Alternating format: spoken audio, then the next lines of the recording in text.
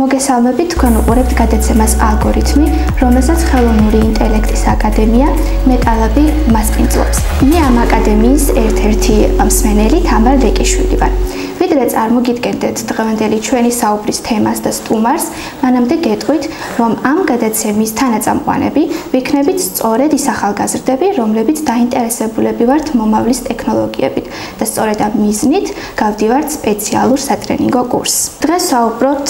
ოთარ კვირიკაშვილთან ერთად ხელოვნურ ინტელექტზე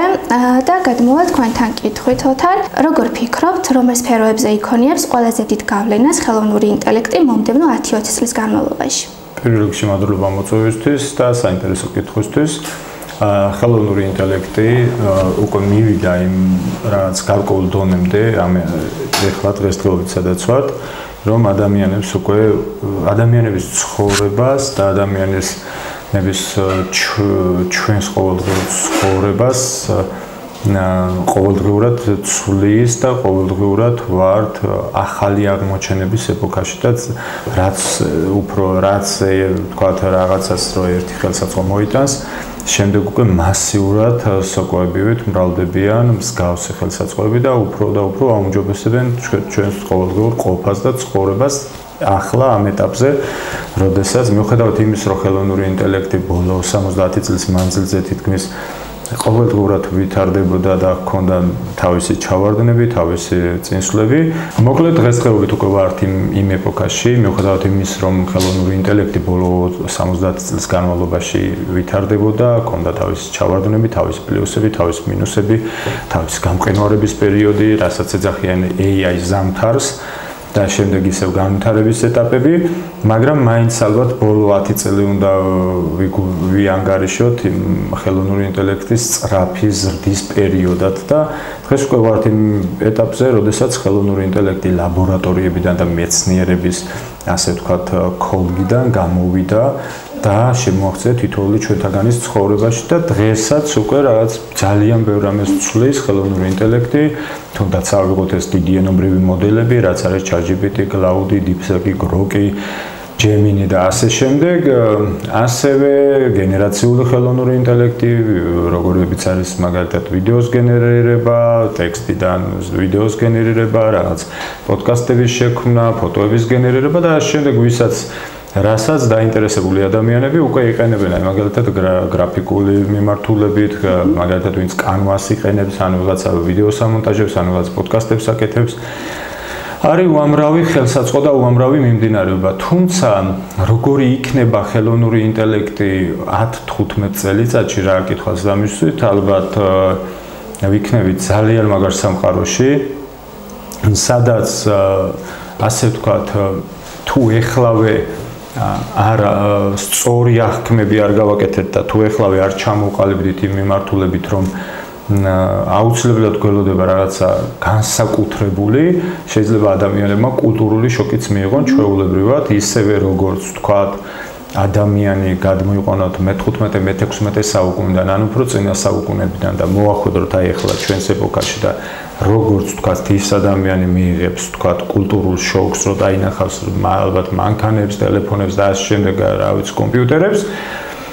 აი ეხლაც რომ მსგავსი რაღაც გავაკეთოთ, ჩვენ და ვთქვათ, ადამიანი გამოვამწყდეთ სადმე გამოქვაბულში და 10 წლის მერე გამოვიყვანოთ, დარწმუნებული ვარ, ის ადამიანიც იგივენაირ კულტურულ შოკს მიიღებს, იმდენად დაჩქარდა პროცესები, დაჩქარდა მოვლენები და იმდენად სწრაფად ვითარდება უკვე ეს ყველაფერი და ჩვენ ცხოვრობთ აი განსაკუთრებულ ეპოქაში, მე ვფიქრობ,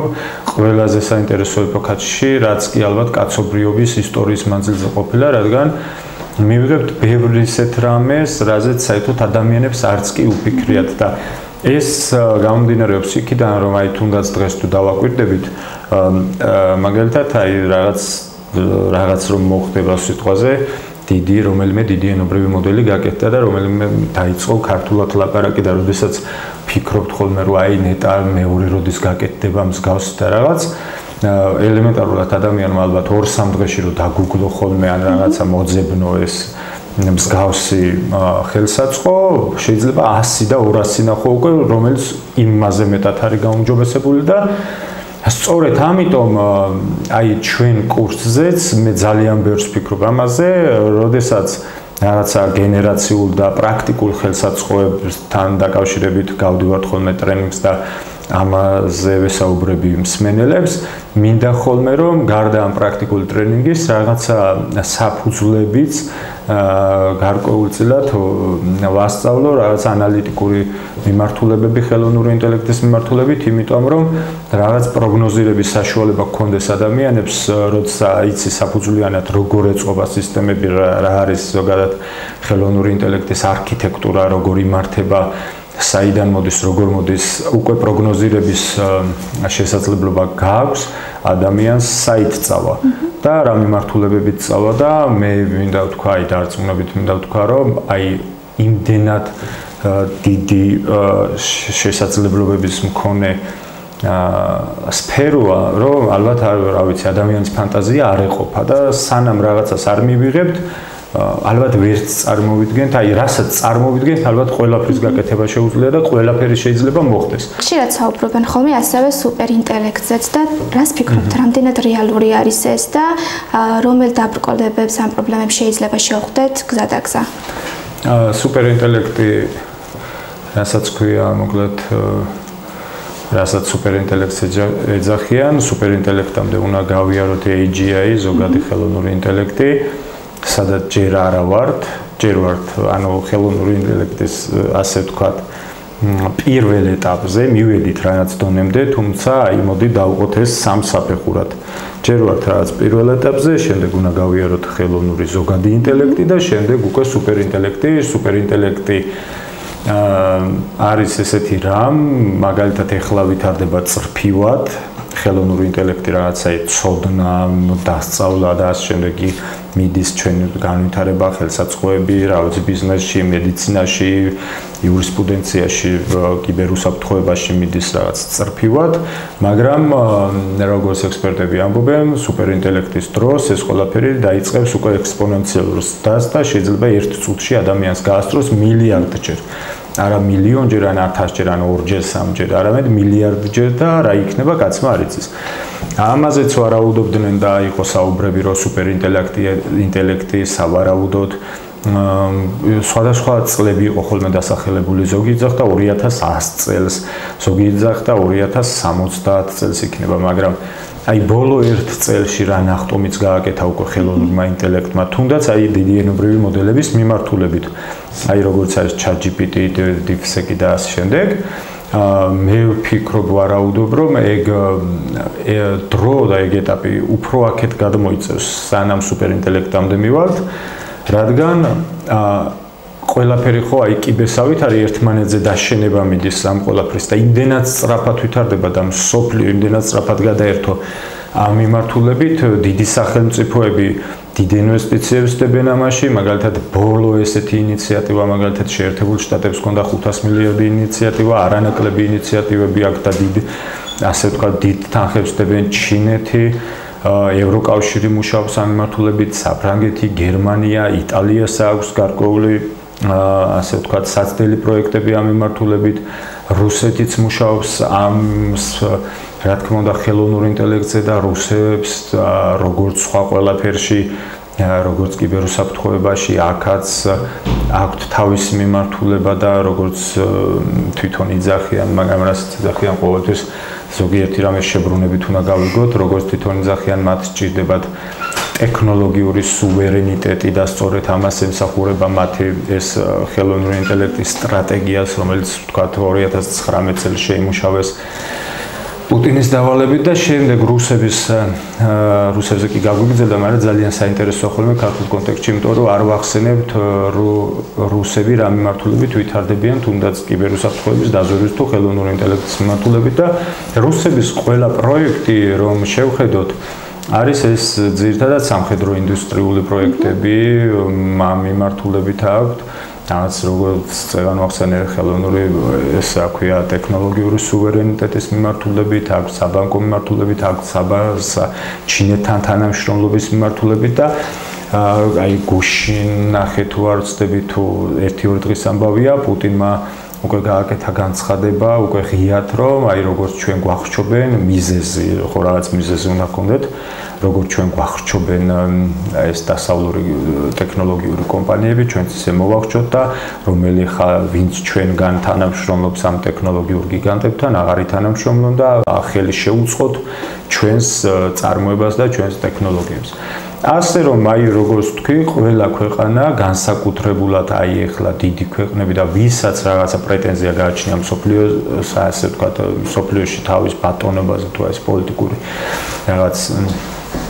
პრეტენზიები გააჩნიათ, ყველა ცდილობს, რომ ხელოვნური ინტელექტის მიმართულებით განვითარდეს, რადგან ხელოვნური ინტელექტის გარეშე დღესდღეობით პოზიციონირება უკვე სხვადასხვა სფეროებში თუ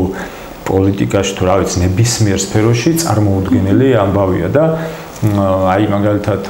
წეგან ახსენეთ სუპერინტელექტი, სანამ სუპერინტელექტი იქნება, აი მაგალითად მე თუ არ ვცდები უკვე ვისაუბრე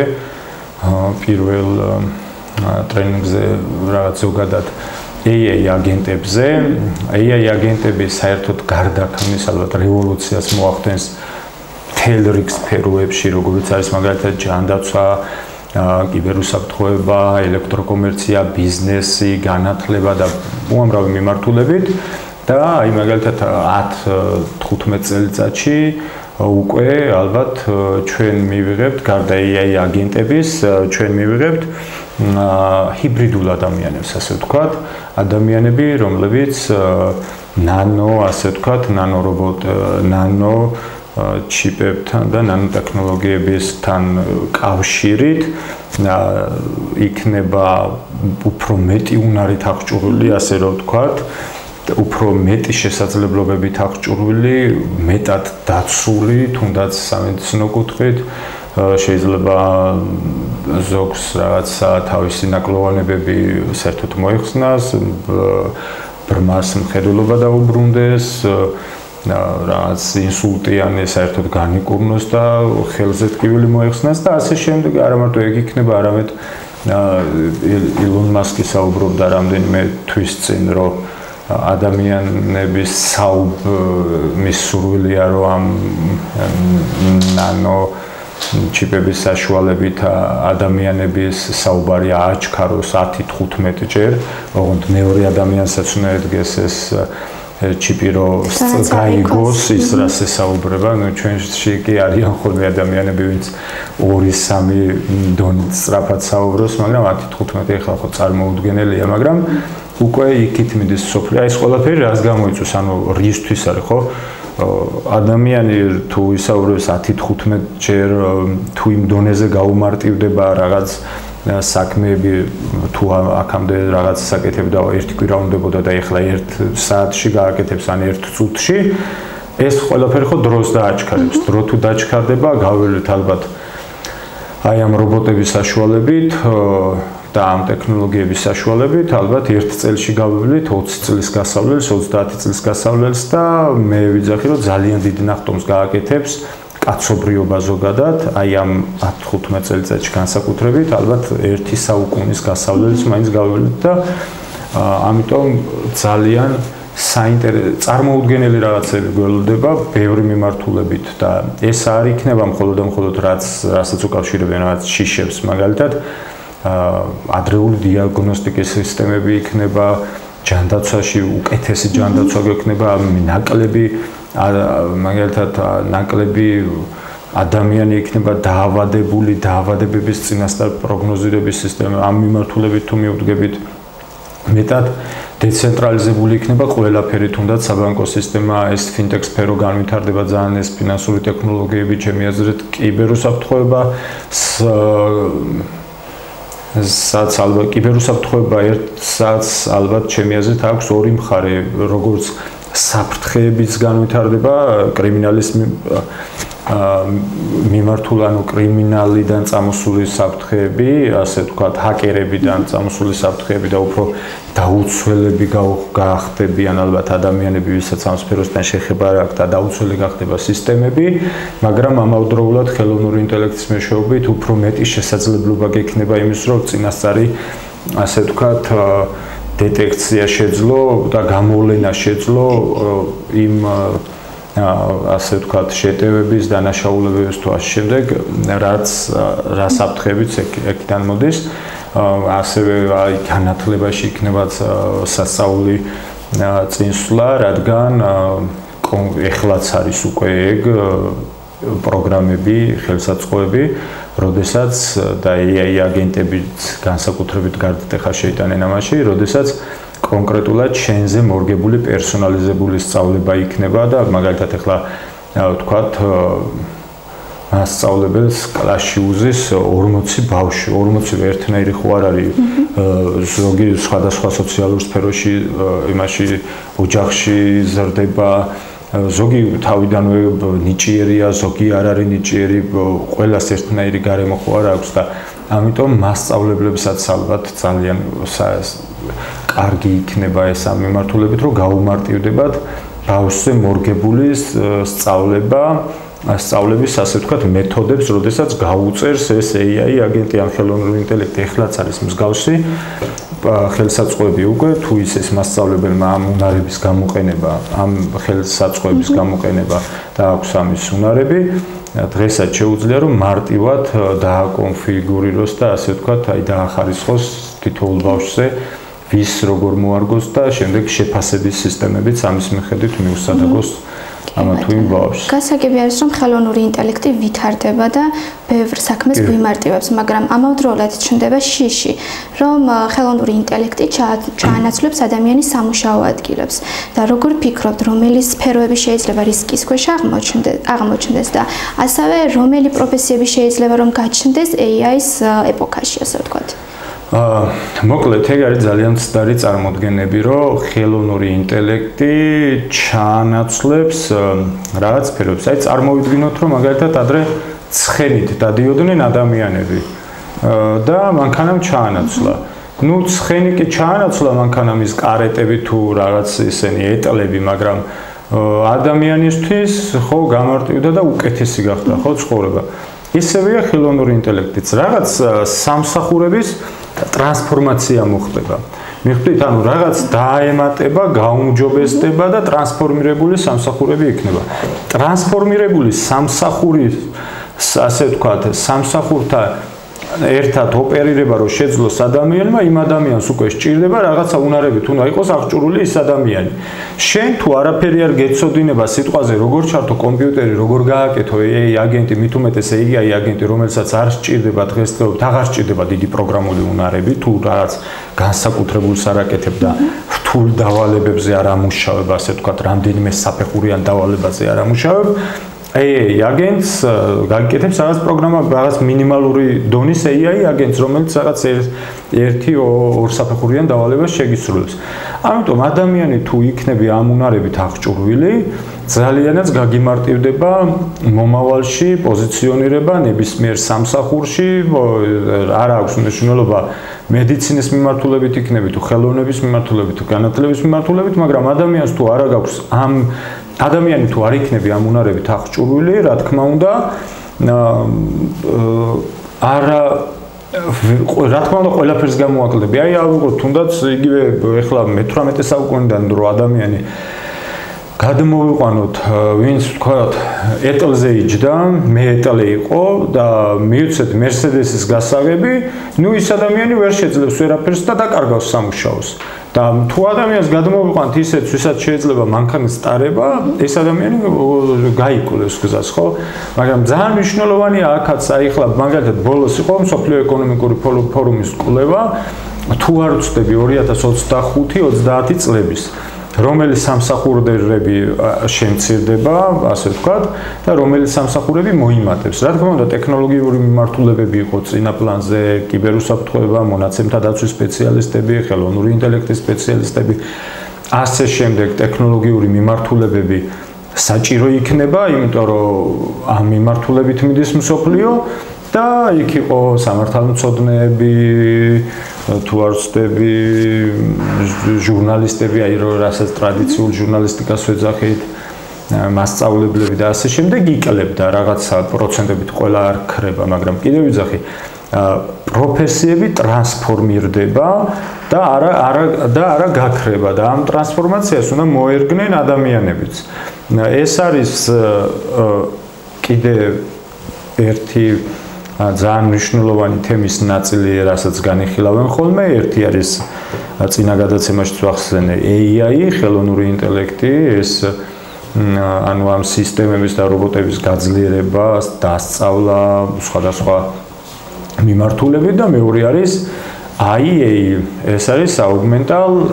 intelligence, ეს არის ადამიანების გაძლიერება უკვე ხელოვნური ინტელექტის უნარებით. და ჩვენ თუ გვეყოლება ადამიანები, ვინც აი აღჭურვილი იქნება რაღაცა ფარხმალივით, ყველა იმ უნარით, თუნდაც ვთქვათ, აი ელემენტარულ დონეზე ავიღოთ ახლა რაღაცა პრაქტიკული და გენერაციული ხელოვნური ინტელექტის უნარებით. ადამიანებისთვის რო იყოს ახლა გასაგები და რო არ გადავარდეთ სიტყვაზე GPT მოდელებში, NLP მოდელებში, მანქანურ სწავლებაში და ასე შემდეგ, რაც დღესდღეობით შეიძლება ყველა ადამიანმა არ იცოდეს და ვერ ვიტყვი რომ არც არის საჭიროა, მაგრამ დღესდღეობით შეიძლება არ იცოდეს და ჩვენ რო გადავიდეთ აი რაღაც გენერაციულ ხელოვნურ ინტელექტზე, მაგალითად ადამიანს რო შეეძლოს მაგალითად ვიდეოს გენერირება, სწორი პრომპტის დაწერა. პრომპტი აი მაყურებლებს რო ახსნათ არის ბრძანება, ხო? რა ბრძანებასაც მისცემ, იმას გააკეთებს. ესე იგი ეს ხელოვნური ინტელექტის ნებისმიერი ხელსაწყო. სიტყვაზე ადამიანს თუ შეგიძლია რომ სწორი პრომპტი გააკეთო, შეიძლება გადაიღო ფილმი. აი ახლა თუ არ ვწდები თქვენთან ვახსენე თუ არ ვახსენე აღარ მახსოვს, Google-ის ახალი პროდუქტი არის Veo 3. ეს არის აი იმდენად ახლოს დგას უკვე რეალობასთან, ამით დაწერილი პრომპტებით დღესდღეობით საქართველოში არ არის ხელმისაწვდომი და ალბათ მალე შემოვა. ენაც მალე ენასთან ადაპტირებაც მალე მოხდება ქართულ ენასთან. აი ინგლისურად რო ნახოთ, ჩვეულებრივ ფილმს, რაღაც ჰოლივუდური ფილმის სიუჟეტებს აკეთებს, რაღაც სურათებს არა, ვიდეოებს აკეთებს, გარემოს აკეთებს, მუსიკას ქმნის, ხმას ქმნის, ადამიანებს ქმნის, საერთოდ ვერ გაარჩევთ თქვენ ამას რაღაცა იმისგან, რა ქვია, რეალობისგან ვერ გაარჩევთ, იმდენად რეალურებია. აი მაგალითად წინა ტრენინგზე გასწავლეთ, მე მგონი თქვენც იყავით, ხო? წინა ტრენინგზე ესწრებოდით. როდესაც მაგალითად აძლევ პრომპტს notebook LM-ია, კიდე ესეთი პროგრამაა. აი ძალიან ისეთ პროგრამებზე ვსაუბრობ, რაზეც ადამიანს არანაირი ძალისხმევის გაღება არ გიწევს. არანაირი პროგრამისტის უნარები არ გჭირდება, არანაირი კოდის წერა, უბრალოდ უნდა იცოდე რომ ინსტრუმენტი არსებობს, სწორი პრომპტი გაუწერო, თუ პრომპტის წერაც არ გეხერხება ადამიანს და სიტყვაზე ცუდ რამეს ვიძახი, იმ დონის დებილი ხარ, რომ ელემენტარულად იდეა არ მოგდის თავში, ვინ ახარ და ყველაფერი დაგავიწყდა, ChatGPT-ს კითხავ და ელემენტარულად ხო ეგ არის, დააკოპირებ, აიღებ, ჩადებ და ელემენტარული რაღაცა 3-4 ხაზის გაწერის შემდეგ აი ეს notebook LM-ი მაგალითად იწყებს, აკეთებს ორი ადამიანის გენერირებას, ქალს და კაცს და პოდკასტს აკეთებს იმ თემაზე, რა თემასაც აძლევ. ძალიან მაგარ პოდკასტს, ქალს ეხლა შეიძლება ცოტა ეტყობა აქცენტი, კაცს აქცენტითაც არ ეტყობა და ძველი საბჭოთა დროინდელი მოამბის წამყვანის ხმას გავს ძალიან. მაგრამ ალბათ მალე ეს ყველაფერს დაიხვეწება და ეგაც დაიხვეწება ალბათ 1-2 თვეში, ძალიან დიდ დროსაც აღარ მივცემ, ადრე რო ვიძახდით ხოლმე 2 წელი, 3 წელი და რაღაცა. ანუ ეს ენის პრობლემაც არა აქვს, ადამიანი რო დასვა გამოუცდელი, საერთოდ რო არ უთხრა რომ ხელოვნური ინტელექტი არსებობს, ის ვერც მიხვდება რომ ეს ქალი და კაცი რეალურები არ არიან და ეს ყველაფერს აგენერირებს 1 წუთში გიკეთებს 10 წუთიან პოდკასტს და ეხლა წარმოიდგინეთ თანამშრომლები აღარ ჭირდება იმაში, რა ქვია, ტელევიზიაში შენით შეგიძლია გააკეთო ეს ყველაფერი, აი ეს ადამიანმა ვიღაცას ბევრი რო ჩიოდა ხოლმე ეხლა რო აი არ წერენ პოლიტიკოსები იყვნენ, არ მეძახიან, ეს არის შეგიძლია გააკეთო და ალაპარაკო შენ თავზე, გინდა დღეში დავიცი 100 გადაცემა გააკეთე, ჩაწერე და იყავი ამ ეგოსაც დაიკმაყოფილებენ ადამიანები და რაღაც საქმესაც გააკეთებენ და კიდე უამრავი მიმართულება იმ კუთხით აი წეგანაც ვახსენე, რასაც გენერაციული მიმართულება ქვია, ეს აი პრაქტიკული გამოყენებითი ვიდეო, გრაფიკული დიზაინი, პრეზენტაციების გაკეთება, მაგალითად ერთი პრომპტით შეგიძლია სასწაული პრეზენტაციების შეგიქმნას. არის ესეთი პროგრამები, პრეზენტაციის სასწაული პროგრამები აქვს და კიდევ უამრავი მიმართულება აღარ ჩამოვთვლი აკადემიური მიმართულებებით რა პროგრამები შეგიძლია გამოიყენო. რომელიც კორექტირებასაც გიკეთებს, პლაგიატიზმის ამომცნობი პროგრამები არის, ჯანდაცვის მიმართულებით რა შეგიძლია გამოიყენო. ჩვენ გავიარეთ რამდენიმე OSINT მიმართულება და საერთოდ ამ კუთხით და კიბერ მიმართულებით სასწაული ხდება და ისეთი პროგრამები მოდის. ხელოვნური ინტელექტის დახმარებით აქამდე თუ თქვათ სიტყვაზე რაღაც დრო მაინც მიქონდა, ეხლა დროის ფაქტორიც ასე ვთქვათ, მოგვარებულია და კიდევ უამრავ სხვა ფაქტორთან ერთად, აი კარგი პროგნოზირების, ასე ვთქვათ, მაგალითებსაც გაძლევს. ამასთანავე საინტერესო არის ისიც, თუ რა სამართლებრივი ან ეთიკური ნორმები შეიძლება რომ წარმოიშვას AI-ის ფართო გამოყენების შემდეგ და თუ იარსებებს რაღაც რაც ამ ყველაფერს დაარეგულირებს. ეხლაც მიდის განსაკუთრებული დებატები ეთიკურ საკითხებზე. თავარი პრობლემა დღესდღეობით და მომავალში უფრო მეტი კამათი იქნება ამ მიმართულებით, როგორც პერსონალური მონაცემების დაცვის კუთხით, ასევე მაგალითად ავთენტურობის მიმართულებით სიყალბესთან ბრძოლა, იმიტომ რომ ეხლა ბევრისთვის უკვე ხელოვნური ინტელექტის ხელსაწყოები რაც უფრო განვითარდება, deepfake-ები ასე თქვათ, ეგრეთ წოდებული deepfake-ი, ყალბი, ამბები, ყალბი, რაღაც გავრცელება უფრო მარტივი გახდება, ძნელი გახდება, უფრო გაარჩიო. დღითი დღე რობოტის გაკეთებულია ეს თუ ადამიანის გაკეთებულია და ასე ვთქვათ, ამოცნობა ძალიან რთული იქნება და ნავიგაცია ამ ვთქვათ რეალურ და არარეალურ სამყაროებს შორის ადამიანმა ერთი მიმართულება ეგ იქნება და ერთი გამოწვევა, აი დიდი გამოწვევა იქნება ეგ, რომ როგორ წავიდეთ და რა მიმართულებით წავიდეთ. თუმცა მე წინა გადაცემაშიც ვახსენე. ერთ მხარეს გვაქვს, მაგრამ ეს ხო უნდა გავიგოთ, რომ მეტი წილი ეს ამ პროგრამების და ამ სისტემების არის ღია წყაროები. ერთი რო აკეთებს, მეორეც აკეთებს, მესამეც ამ open source-დან იღებს და აკეთებს თავისთვის და აშენებს. ეხლა ჩვენ უნდა წარმოვიდგინოთ ესეთი რამე. ერთ მხარეს გვაქვს სასწორის ორი პირა, სასწორს ყოველთვის აქვს ორი პირა, რომელიც ჯობია, რომელიც გადაწონის. ხო, რაღაცები უნდა ავწონოთ და რაღაცები უნდა დავწოროთ. ერთ მხარეს გვაქვს ადამიანებს ალტერნატივა ისევ ეს მდგომარეობა, რა მდგომარეობაშიც ვართ, ოღონდ ეს მდგომარეობა, რაც უფრო დრო გავა, უფრო და უფრო დაემსგავსება გამოქვაბულს იმასთან შედარებით, რაც მეორე მხარეს უნდა იყოს, ჩვეულებრივი ქვის ხანის ადამიანები გამოუჩნდებით იმასთან, რაც მეორე მხარეს იქნება და ჩვენი არსებობაც კითხვის ნიშნის ქვეშ დადგება. იმასთან ერთად თუ გავითვალისწინებთ, რომ ეხლაც ბევრი ქვეყნის არსებობა კითხვის ნიშნის ქვეშ დგას, თუ ავიღებთ აფრიკულ ქვეყნებს და რაღაც ასე ვთქვათ, განუვითარებელ ქვეყნებს, რომ ხალხს, რომელსაც ზოგს წყალი არ აქვს, იხოცება სხვადასხვა დაავადებებით და სხვადასხვა უამრავი უსაფრთხოების პრობლემა აქვს, კიდე თუ წარმოიდგენთ ომები და მილიონი სხვა რაღაც ცუდი ხდება იქ. და მეორე მხარეს არის მომავალი, სადაც უპირობო განვითარება დევს, უპირობო პროგრესი დევს ამ მომავალზე, მაგრამ მას ახლავს, რა თქმა უნდა, გამოწვევები და რისკები, რომ შეიძლება ერთ დღესაც სამყარო იმ მოცემულობით, რა მოცემულობითაც დღეს გვაქვს, შეიძლება აღარ გქონდეს. სადღაც 50-60 წელში და შეიძლება რობოტებმა ადამიანები რა ვიცი შეჭამონ, მაგრამ მე მაინც ვარჩევდი, რომ ადამიანებმა ავირჩიოთ პროგრესის და განვითარების და არა ჩაკეტის და ერთ ადგილზე გამოკვეთის და ვაიმე რა გვეშველება და შიშის გზა. მით უმეტეს უკვე იმ მომენტში და იმ მოცემულობაში, როცა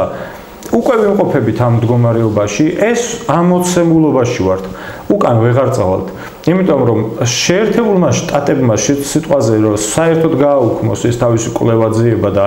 საერთოდ ჩახსნას ყველა მეცნიერი, ვინც ამ მიმართულებით მუშაობს და თქვას, რომ აი ჩვენ უბრუნდებით ქვისხანას, ჩინეთი გააგრძელებს და რომელი ქვეყანაც გააგრძელებს და რომელი ქვეყანასაც დღესდღეობით ხელოვნური ინტელექტის მიმართულებით და რა ვიცი ამ მიმართულებით რაღაცა განვითარება ექნება, ის ქვეყანა იქნება მსოფლიოს ბრძანებელი და ამიტომ ერთმანეთის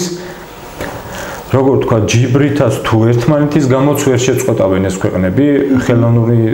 ინტელექტზე მუშაობას და ჩვენ ამიტომ უკვე ვიმყოფებით იმ მდგომარეობაში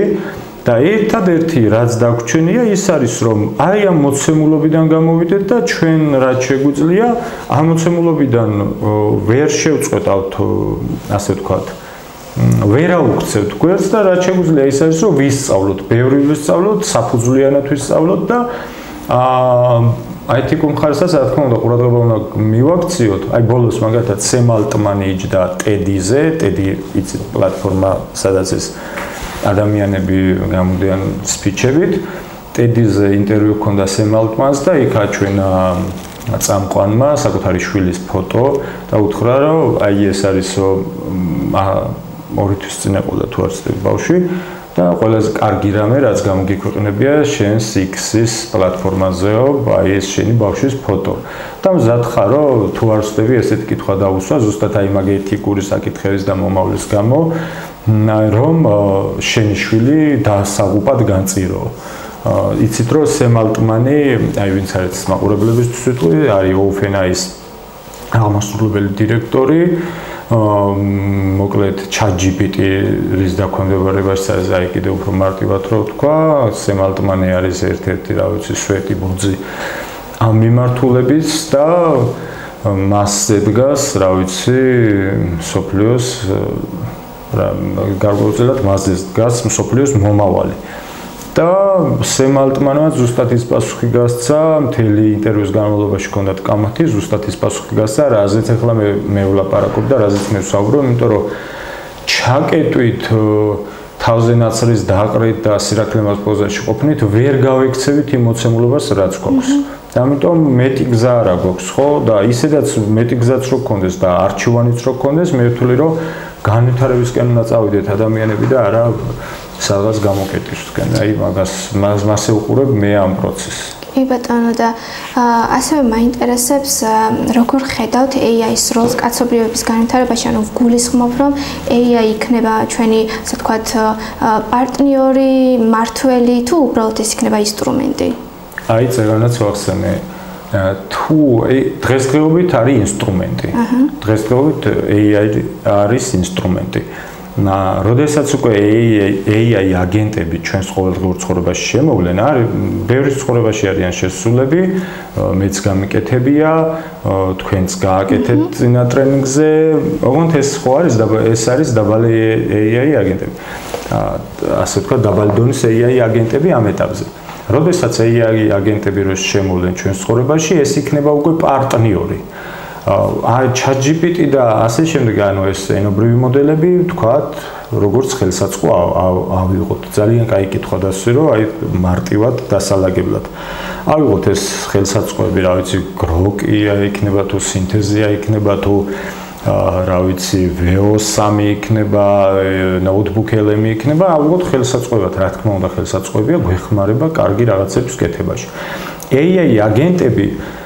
უკვე გახდება პარტნიორები, მაგრამ მესამე მართვალს. ხო, მართვალს. აი, სადღაც 10 წელში ალბათ ორი ადამიანი დღესაც არის უკვე ეს ნანოტექნოლოგიის მომხმარებელი, ილონ მასკის კომპანია აკეთებს თუ არ ვცდები. ხო, ილონ მასკი აკეთებს და მასკი ესე ფიქრობს რამდენიმე თვის წინანდელი ინტერვიუს უსმენდი ლექს ფრიდმანთან და იქ თქვა რომ ჩემი მიზანია რომ ნებაყოფლობით 100,000 ადამიანმა გაიკეთოს ეს ჩიპი და თუ უკვე აი ეს ნანოჩიპები მომხმარებელი ადამიანების ბევრი გვეყოლება, ვფიქრობ რომ რაღაცა ჰიბრიდულ დონემდე მივალ, სადაც პარტნიორიც იქნება და მმართველიც იქნება და ადამიანის დამხმარეც იქნება და ადამიანი აღჭურვილი იქნება, რა ვიცი, ალბათ უამრავი შესაძლებლობით, ბევრი შესაძლებლობით, შეიძლება ძილიც აღარ დაგჭირდეს, რა ვიცი, ბევრი მიმართულება იქნება. ეგ კიდეც საკითხავია მაგას როგორ მივიღებთ და ვის ენდომება, ვის არ ენდომება მაგის გაკეთება, მაგრამ ვფიქრობ, რომ ძალიან საინტერესო იქნება მსოფლიო ცალკე თქვათ ეს ოპტიმუსის რობოტები, რასაც ისე და ისე მასკი აკეთებს, რომელიც ალბათ ძალიან ესე ვთქვათ კონვეიერით წამოვა და ძალიან დიდი მომხმარებელი თუ პარტნიორი გახდები, მომხმარებლები ვიქნებით ჩვენ თუ პარტნიორები იქნებიან ესენ ჩვენ ჯერ არ ვიცი, მაგრამ ესენი იქნებიან ძალიან ბევრი ეს ნანოტექნოლოგიები, პლუს ეს ხელსაწყოები, AI აგენტები, რაც ალბათ თლიანად რაღაც გლობალურ ბაზარსაც შეცვლის, ბიზნეს გარემოსაც შეცვლის, პოლიტიკურ სისტემებსაც შეცვლის, ჩემი აზრით ალბათ მაგ სისტემებში უკვე ძალიან მოძველებული იქნება დღევანდელი სიტუაციაზე პარლამენტი, მთავრობები რა ფუნქციითაც ფუნქციონირებენ და რა ფორმითაც ფუნქციონირებენ და შეიძლება მივიღოთ სულ სხვა ასე ვთქვათ, სხვა ფორმები და ამის ფონზე განსაკუთრებით აი წეგან რაც ჩამოთვალე რუსების მიმართულება ვახსენე, რომლებიც ტექნოლოგიურ სუვერენიტეტზე მუშაობენ, ვახსენე ჩინეთი, ვახსენე შეერთებული შტატები, ევროკავშირი, საფრანგეთი, გერმანია, იტალია და ამის ფონზე განსაკუთრებით აი პარადოქსი კი არ არის, უბედურებაა, რომ ჩვენ ერთი ტექნოლოგიის სამინისტროც არ აქვს საქართველოში და არაფერს არ აკეთებს ჩვენი ხელისუფლება იმ მიმართულებით, რომ კვლევები მიდიოდეს ქვეყანაში, თუნდაც AI მიმართულებით, კიბერუსაფრთხოების მიმართულებით რა პროგრამებიც იყო, ისინიც მოკლეს. ჩვენი კრიტიკული ინფრასტრუქტურა აბსოლუტურად დაუცველია გარაშეტევებისგან და კაცმარიცის ღვთისანაბარა ვარ დარჩენილი, აი რაღაც ბოლოს ნახე ესეთი რაღაც სახალისო ვიდეო რო ეს მანქანარაზე დადის, აღარ მახსოვს ბენზინზე თუ დიზელზე და ღვთისმეტზეო. აი ესე ამ მანქანას გავართ ჩვენც რო ღვთისმეტზე მოსიარულე მანქანასავით ვართ, ამას არ ვიძახი აი არანაირად ირონიულად, მართლა რეალურად ამ მდგომარეობაში ვართ, იმიტომ რომ დღესდღეობით რო ჩვენზე კი გადაუხვია ხელოვნური ინტელექტიდან კიბერუსაფრთხოებაზე, მაგრამ დღესდღეობით რო რაღაცა პატარა თავდასხმა მოხდეს, აი რაც იმ დღეს მაგალითად დენთან დაკავშირებით მოხდა მთელ საქართველოს რო ჩაგვიქრეს დენი და მაშინ თქვი რომ ეს არის იგივე მეთოდებით, იგივე რაღაც ხელწერა იგრძნობა, რასაც უკეთებდნენ 2010-დან 20 წლამდე უკრაინას რუსები და შემდეგ ამ დატესტილ ამბავს ეს დატესტილი ამბავი გადაჰქონდათ ხოლმე ევროპის შუაგულში და უკვე ევროპას ურტყავდნენ იმავე მეთოდებით, რასაც ჩვენ გვიკეთებდნენ და ვთქვი, რომ ეს არის უეჭველი რუსი ჰაკერების გაკეთებული და ამას აუცილებლად მოყვება რაღაცა ევროპაში. ერთი კვირაც არ იყო გასული და საფრანგეთი, პორტუგალია და ესპანეთი გათიშეს და ასევე აი ამ მიმართულებით მე დარწმუნებული ვარ, რომ საქართველოს ვიქცევით და ვართ ქცეული საცდელ ველად. ერთადერთი ეგ არის, რომ აი საცდელ ველად ვართ ქვეყანა ქცეული. არაფერი არ ხდება ჩვენს ქვეყანაში და კიდევ ვიმეორებ, მიკვირს, რომ იმ ფონზე, რაც ახლა მსოფლიოში მიდის, ბუმი მიდის, რა ვიცი ეს ტექნოლოგიური გიგანტები, რა ვიცი, ავილოთ ეს OpenAI, Nvidia, Tesla, რა ვიცი, Google, Reps აკეთებენ, ჩინეთი, შეერთებული შტატები და ამ დროს შენ არ აყავს ადამიანი, არ გაქვს უწყება, რომელიც ელემენტარულად ტექნოლოგიების მიმართულებით იმუშავებს. აი ეგ ხო ნიშნავს, რომ განწირული ხარ და შენ თავი განწირული გაქვს იმისთვის, რომ სადღაც არ ვიცი, უბრალოდ ვერ გადარჩე, ვერ იარსება. ბოლოს მინდა გითხოთ, თქვენი აზრით როგორ უნდა იყოს რეგულირებული AI, რომ მომავალში მისი გავლენა იყოს სარგებლის მომტანი და არა პირიქით დამაზიანებელი? კიდევ ვიძახი, ძალიან ბევრი კამათი მინდა სამიმართულებით ეთიკური ნორმები როგორ უნდა იყოს, რანაირად უნდა იყოს, ვასწავლოთ, თვითონ ისწავლოს. ხომ არ გავუშვით უკვე ის ეტაპი, როცა უნდა დაგვერეგულირებინა და ხო არ გაგვექცა, ამაზეც მინდის ლაპარაკი და ეხლა უკვე ვეღარ დავიჭერთ, ასე ვთქვათ და ვეღარ გავაკონტროლებთ. მაგრამ კიდევ ვიძახი, რომ მე ვფიქრობ, ჩვენ ნავირჩიოთ გზა, რომელიც მიდის პროგრესისკენ. ვერ დავიჭერთ, ვერ დავარეგულირებთ და რაც ყველაზე მთავარია, სხვათა შორის მასპიც იგივე საუბრობდა, თუ დასწავლა, უნდა რობოტია, თუ ეს არის სხვადასხვა სისტემები, უნდა ვასწავლოთ სიმართლე. არ უნდა დავასწავლოს მთმას, ტყუილი, ასე ვთქვათ, არ უნდა თვალთმაქცობა არ უნდა ვასწავლოთ, რომ მან შეიძლება მერე სხვანაირად გაიგოს. ანუ სისტემა ესე მარტივად ვიძახი თვალთმაქცობა და რაღაცა, იმიტომ რომ მილიარდობით ინფორმაცია შედის, მაგრამ მილიარდობით ინფორმაციას ამუშავებენ ეს სისტემები და ესე თვალთმაქცობა ერთი სიტყვა არ არის იქ, მაგრამ ზოგადად ამ მიმართულებით არ უნდა წავიყვანოთ манипуляციის, თვალთმაქცობის, რა ვიცი, ცუდი მიმართულებით და ყოველთვის ასე ვთქვათ სიმართლეც ხო ისეთია, რაღაცა პირობითია, ზოგისთვის არის, ზოგისთვის არა, მაგრამ რაღაცა ჭეშმარიტებაზე რაზეც თანხმდებით ადამიანები,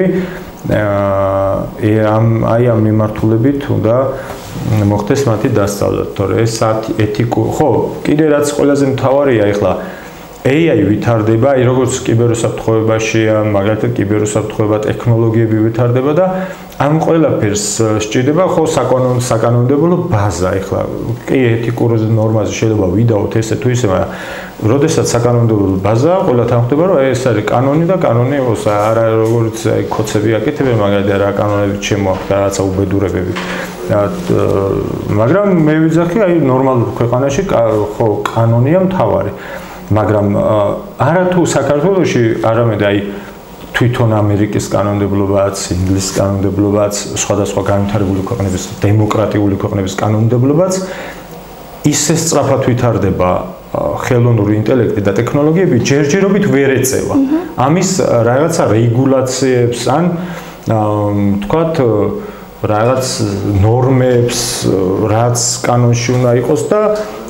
რაღაცები ხდება ფორს მაჟორში, ფორს მაჟორო სიტუაციაში და ეგ ძალიან საინტერესო მიმართულებაა, იმიტომ რომ შეიძლება იმ ფორმითაც, აი როგორც სახელმწიფოებზე ვთქვი და უწყებებზე ვთქვი, იმ ფორმით აღარ გქონდეს რაღაცა პარლამენტი აღარ გქონდეს, მთავრობები აღარ გქონდეს, ასევე კანონმდებლობა შეიძლება სხვა კუთხით გქონდეს კანონმდებლობა, ისე აღარ იწერებოდეს კანონები, როგორც ახლა იწერება, მაგრამ რაღაც როდესაც წამოეწევა, რაღაც რეალურ სურათს მივახლოვდებით. დღესდღეობით არ არის ეს რეალური სურათი და ძალიან აი როგორ თქვა, ალბათ სოდნის გამოა, რომ ტექნოლოგიაში მყოფი ადამიანები განსაკუთრებით იმ სფეროში, რა თქმა უნდა, განსწავლულები არიან. სამართალში მყოფი ადამიანები ვერ ეწევიან, თუ რამე პრეცედენტი არ მოხდა, ისინი ხო განხილვაში ხო ყველაფერს ხო ვერ მიყვებიან, რაც ხდება და თუ რამე პრეცედენტი არ მოხდა, ისინი ვერ გაარჩევენ, რაღაცაზე საკანონმდებლო რაღაც ნორმაზე ვერ იმუშავებენ და ამ შემდეგ და ალბათ დრო სჭირდება მაგასაც, რომ აი ეს ეთიკური ნორმებიც გაიწეროს თავიდან ბოლომდე და რაღაც ჩარჩოის მიიღოს, რაღაც ფორმა მიიღოს ამ ყველაფერმა. ძალიან დიდი მადლობა ასეთ საინტერესო საუბრისთვის, ეს ძალიან აქტუალური თემა არის დღეს ჩვენს ქვეყანაში და მადლობას გიხდით.